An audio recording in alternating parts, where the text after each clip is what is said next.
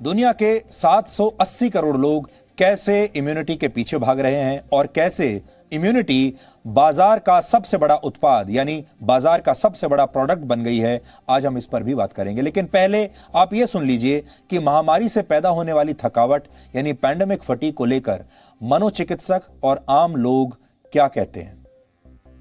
दो तरह के लोग हो जाते हैं, एक जो बहुत डेडिकेटेड काम करते हैं डिजास्टर में रिलीफ के लोगों के लिए, और एक उस तरह के लोग जिनको फर्क ही नहीं पड़ता है, एक डिजास्टर हो गया हम जाके काम करते हैं।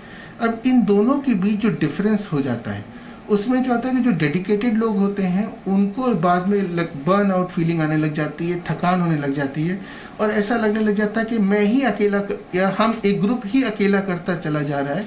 और लगातार दिन रात काम करने से लॉन्ग वर्किंग आवर्स हो गए, रिलीफ नहीं मिल पाता है, फैमिली से दूर रहते हैं उस टाइम पर, तो एक फीलिंग ऑफ थकान और वर्क को लेके नॉन इंटरेस्टेड होने लग जाते हैं। इस पूरे कॉन्सेप्ट को डिजास्टर फटीग बोलते हैं। इस टॉपिक पे ज़्यादा बहस करेंगे तो याद आता रहता है, हम भूलना चाहते हैं फिर वो याद आ जाता है, कोरोना कोरोना। इसके दिमाग में मेंटली इफेक्ट बहुत ज़्यादा पड़ जाता है इस तरीके से। पक गए हैं, न्यूज़ में लगाओ तो कोरोना, यहाँ जाओ तो कोरोना, मास्क न लगाओ तो कोरोना। वो सारा डर तो है कि कहीं मैं बीमार पड़ा तो क्या पता मेरे को हॉस्पिटल जाना पड़ेगा, I might have to pay something, इतना अमाउंट होगा जो कि मैं नहीं कर पाऊँ cope up. So all these things are there, but yes this is part and parcel.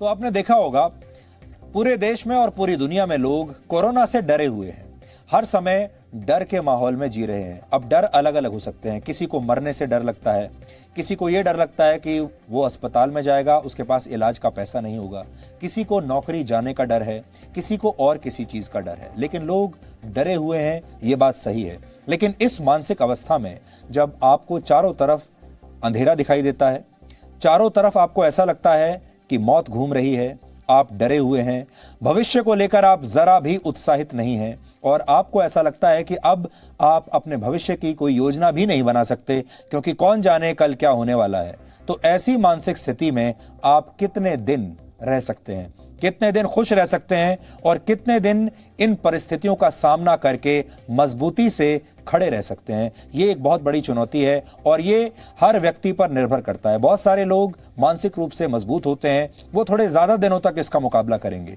कुछ लोग मानसिक रूप से कमजोर होते हैं, वो ज्यादा दिन तक इस डिप्रेशन का सामना कर नहीं पाएंगे।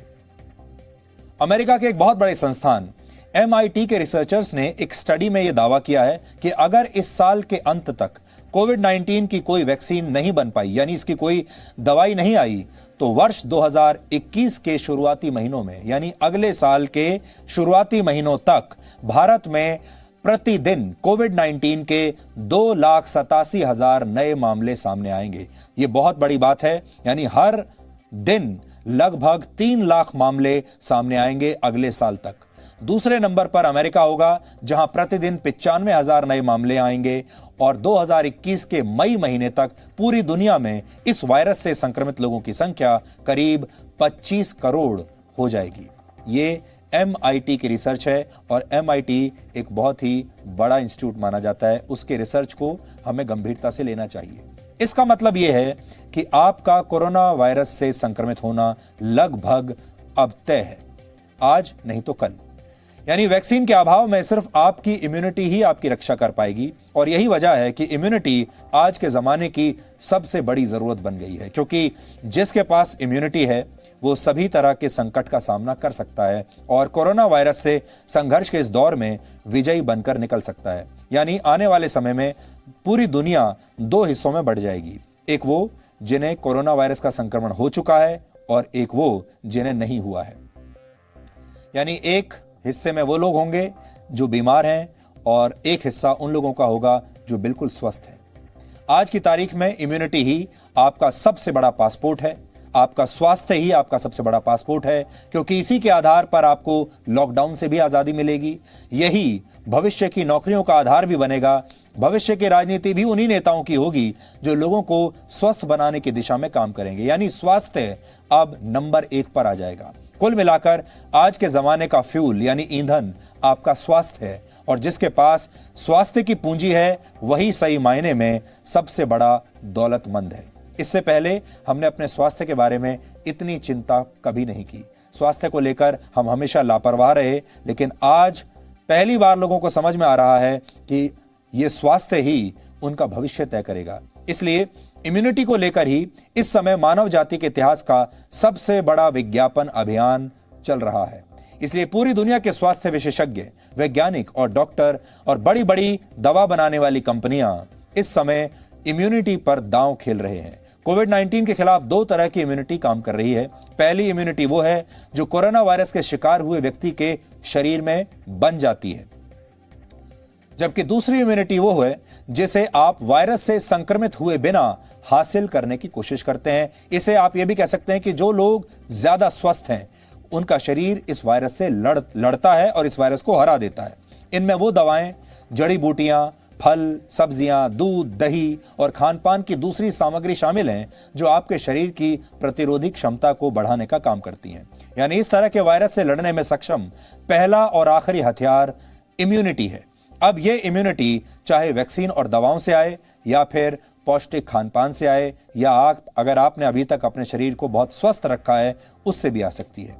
और यही वजह है कि इस समय बाजार में ऐसी बहुत सारी आयुर्वेदिक और होम्योपैथिक दवाएं और जड़ी बूटियों के साथ साथ ऐसे बिस्किट्स मिल रहे हैं, स्नैक्स मिल रहे हैं, नमक है, पानी है, दूध है, दही है, यहाँ तक कि मिठाइयाँ भी ऐसी उपलब्ध हैं जिनके बारे में उत्पादन करने वाली बड़ी बड़ी कंपनियां दावा करती हैं कि ये उत्पाद आपका इम्यूनिटी बढ़ाते हैं। अंग्रेजी में इन्हें इम्यूनिटी बूस्टर कहते हैं। हालांकि सरकार ने यह साफ किया है कि वो इन तमाम दावों पर नजर रख रही है और अगर ये दावे झूठे या भ्रामक निकले तो कंपनियों के खिलाफ कार्रवाई की जाएगी। लेकिन यहां पर एक बड़ा प्रश्न ये उठता है कि इस पूरे पैंडेमिक का, इस पूरे संकट का फायदा असल में किसको हो रहा है? कुछ मुट्ठी भर कंपनियां ऐसी हैं जिन्हें इसका फायदा हो रहा है, कुछ मुट्ठी भर ऐसे देश हैं जैसे चीन जिन्हें इसका फायदा हो रहा है। और ये सारी चीज इस थ्योरी को जन्म देती हैं कि कहीं ये सब कुछ लोगों ने, कुछ खास लोगों ने मिलकर तो नहीं किया, क्योंकि अब दुनिया की बड़ी बड़ी दवाई कंपनियां इस कंपटीशन में आ गई हैं और ये जो खेल है ये बहुत बड़ा खेल है, इसमें बहुत पैसा इन्वॉल्व है और शायद लोग कल्पना भी नहीं कर सकते कि इस इम्यूनिटी के लिए दुनिया भर के लोग कितनी मार्केटिंग कर रहे हैं। फिर भी लॉकडाउन के दौरान इम्यूनिटी बढ़ाने का दावा करने वाले प्रोडक्ट्स की मांग 20 से 40% तक बढ़ गई है और आने वाले समय में और बढ़ेगी। पहले के मुकाबले 6 गुना ज्यादा लोग अब इन प्रोडक्ट्स के बारे में ऑनलाइन सर्च कर रहे हैं, यानी ये एक बहुत बड़ा बिजनेस मॉडल बन गया है। इनमें सबसे आगे हैं आयुर्वेदिक जड़ी बूटियां जैसे गिलोय, अश्वगंधा और तुलसी, ये भारत की हम बात कर रहे हैं। जबकि विटामिन सी के बारे में भी लोग पहले से कहीं ज्यादा अब इंटरनेट पर सर्च कर रहे हैं। यहां तक कि इंस्टाग्राम, यूट्यूब और फेसबुक जैसे सोशल मीडिया प्लेटफॉर्म्स पर भी जो कंटेंट सबसे ज्यादा लोकप्रिय हो रहा है और जिसे सबसे ज्यादा शेयर किया जा रहा है, वो सारी चीजें, वो सारा कंटेंट, वो सारे वीडियोस इम्यूनिटी से जुड़े हुए वीडियोस हैं, कंटेंट है। इसके अलावा लोग च्यवनप्राश की बात कर रहे हैं, हेल्थ सप्लीमेंट्स की बात कर रहे हैं, हेल्थ बार्स आ गए हैं बाजार में और इस तरह के प्रोडक्ट्स की मांग लगातार तेजी से अब बढ़ रही है। Presenting B News app available on Google Play and App Store. Download it now.